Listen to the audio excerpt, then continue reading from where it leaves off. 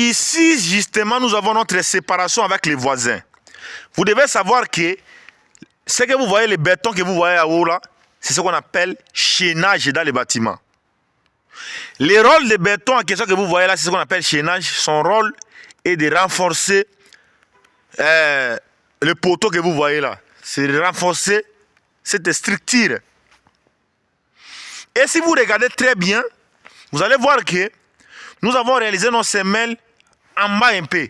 Pourquoi nous avons réalisé nos semelles ici en bas? Tandis que lui, le voisin, il y a son chaînage là-bas en haut et il y a les murs. Pourquoi nous on est descendu à fait en bas de lui? Dans cette vidéo, vous allez comprendre concrètement pourquoi nous on est descendu en bas de lui. C'est la raison pour laquelle laissez un petit pouce de like. Suivez la vidéo jusqu'à la fin pour ne pas manquer la suite des explications sur cette vidéo. Car c'est très important pour les apprenants dans le secteur BTP, les collègues ingénieurs et ceux qui veulent comprendre les métiers du BTP. Vous devez savoir que comme le voisin avait déjà réalisé son ouvrage, il est déjà au niveau des rez-de-chaussée. Si nous, on creuse les trous, on commence aussi à réaliser nos semelles au même niveau, nous aurons un problème. Il y aura l'érosion ici. C'est pour cette raison, nous on est descendu en bas. On a réalisé nos semelles que vous voyez ici, des semelles excentrées ici. On a réalisé nos semelles excentrées ici en bas des voisins. C'est pour en sorte supporter le poids de charge de la maison des voisins de l'autre côté. Parce que, comme nous on est descendu en bas, s'il y a l'érosion et que le bâtiment des voisins cherche à se renverser, il va se secouer. Donc il va bloquer sur notre mur ici et le mur là va se résister. C'est pour cette raison nous on est descendu en bas ici. Si et seulement si nous on n'était pas descendu ici, on a réalisé sur les fondations au même niveau, il y aura problème entre deux bâtiments en question. C'est la raison pour laquelle nous avons songé de descendre en bas. Et si vous regardez, vous allez voir qu'il a mis son chaînage et il a bien réalisé le chaînage pour lui. Regardez le chaînage en question. Vous voyez? Même méthodologie qu'on a fait de l'autre côté ici, c'est la même méthodologie, je vous montre ça. C'est la même méthodologie que nous avons réalisée avec les voisins de l'autre côté.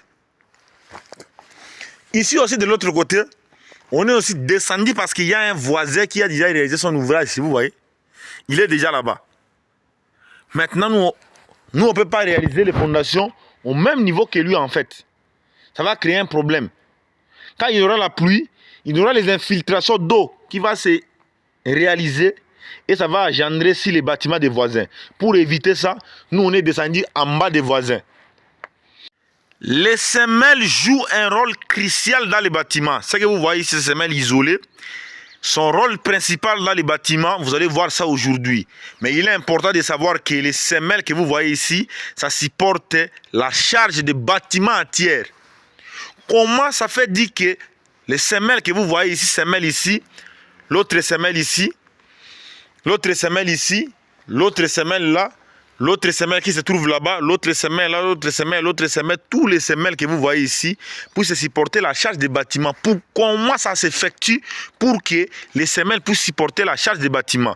Restez concentrés sur cette vidéo pour ne manquer rien d'intégralité. Vous devez savoir que dans les génies civils, nous avons ce qu'on appelle la notion de la descente des charges. Sur la descente des charges, nous avons la répartition des charges dans les bâtiments. Comment se répartissent les charges dans les bâtiments? Mais dans cette vidéo, vous allez voir comment se répartissent les charges dans les bâtiments. Je vous explique clairement.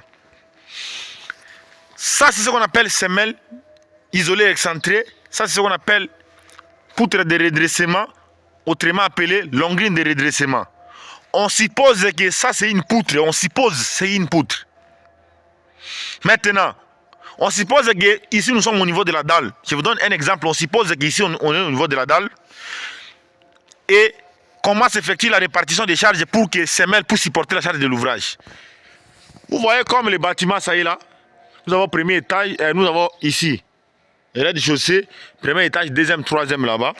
Les charges viennent de haut vers le bas. Ce qui veut dire quoi? Au niveau des toitures, on suppose qu'ici il y a toiture. Les charges vont commencer à descendre comme ça. La toiture, au niveau de la toiture là-bas, va prendre les charges et va transmettre les charges au niveau des poutres. On suppose que ça ici, c'est ce qu'on appelle poutre. Mais je vous ai dit que ça c'est poutre de redressement. Mais on suppose que c'est au niveau de la dalle. Ça c'est poutre. Les poutres en question, supporte la moitié des charges de la dalle. La dalle, ça constitue directement comme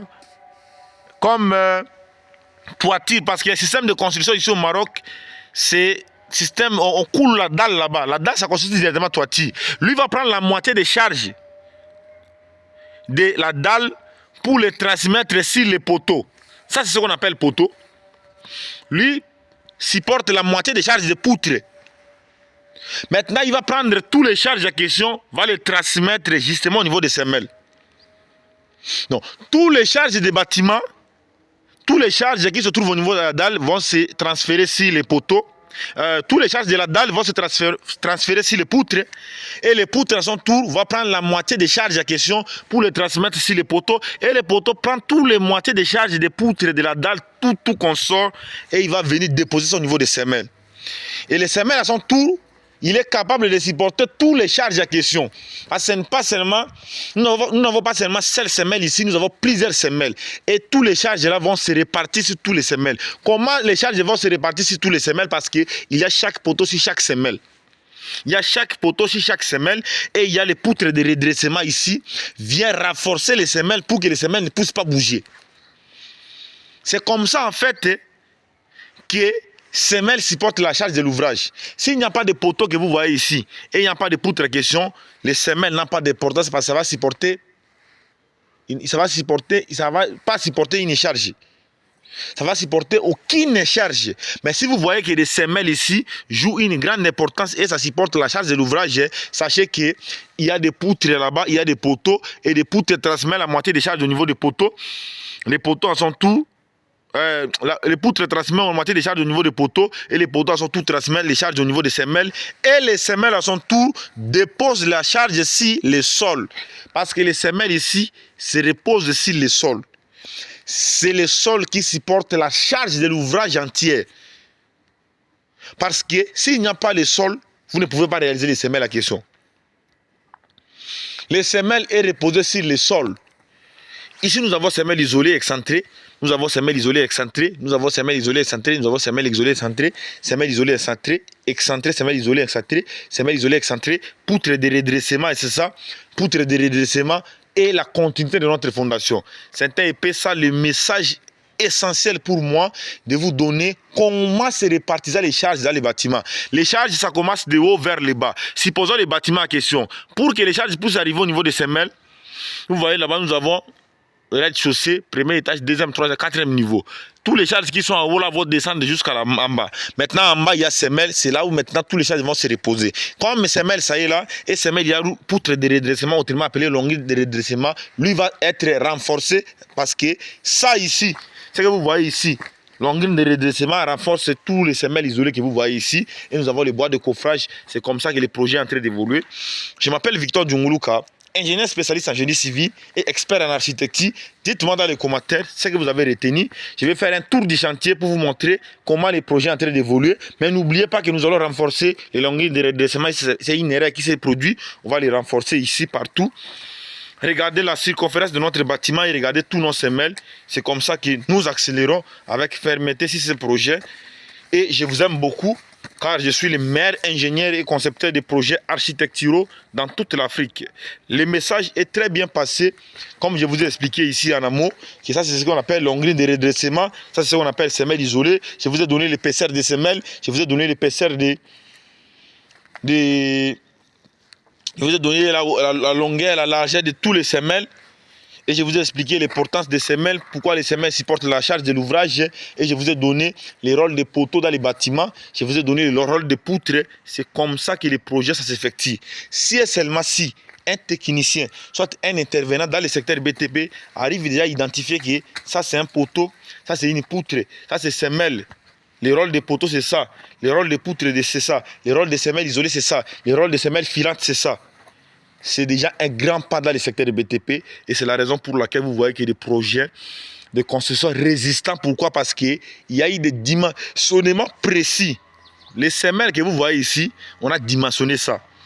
les poteaux que vous voyez, on a dimensionné les poteaux, même les poutres, on a dimensionné. Sans dimensionnement, on ne peut pas venir réaliser les bâtiments comme ça. Si vous voyez que les bâtiments se réalisent comme ça, c'est qu'il y a le dimensionnement de chaque élément ici. Il est important de savoir que les poteaux, semelles, poutres, longueurs de redressement, ce sont des éléments porteurs dans les bâtiments parce que ça supporte le poids, ça supporte la charge des bâtiments. Tandis que les murs ici, c'est juste un mur de remplissage. Ça n'a pas d'importance, les murs en question. Mais tandis que ça, ce sont des éléments porteurs. Les linteaux, c'est l'élément porteur qui permet à solidifier et à supporter les bâtiments que vous voyez ici. C'était un peu ça le message précis que je venais aujourd'hui de vous expliquer sur le rôle et l'importance des semelles et des poutres dans les bâtiments. Essayez d'observer les travaux et dites-nous dans les commentaires ce que vous avez retenu. Je tiens à vous informer que je donne une formation spécifique sur le génie civil et je donne des formations sur des logiciels d'architecture. Si vous voulez vraiment maîtriser tous ces logiciels d'architecture, vous devez nous rejoindre et proposer vos questions dans les commentaires. Nous n'hésiterons jamais à vous expliquer tout ce que vous avez besoin sur le domaine du génie civil. Je m'appelle Victor Djunguruka, ingénieur spécialiste en génie civil et en cours de spécialisation au Royaume du Maroc. Dites-moi ce que vous avez retenu pour ne pas rater la suite de d'autres vidéos qu'on vous apportera pour vous expliquer le domaine du BTP. J'espère que sur cette vidéo, vous avez compris l'importance des semelles isolées. Vous avez compris pourquoi les semelles supportent la charge des bâtiments en fait. Je vous ai expliqué ici. Et j'espère que je n'ai rien caché dans la vidéo. Je vous aime beaucoup. Restons concentrés. Travaillons durement pour relever les défis. À nous revoir à la prochaine vidéo.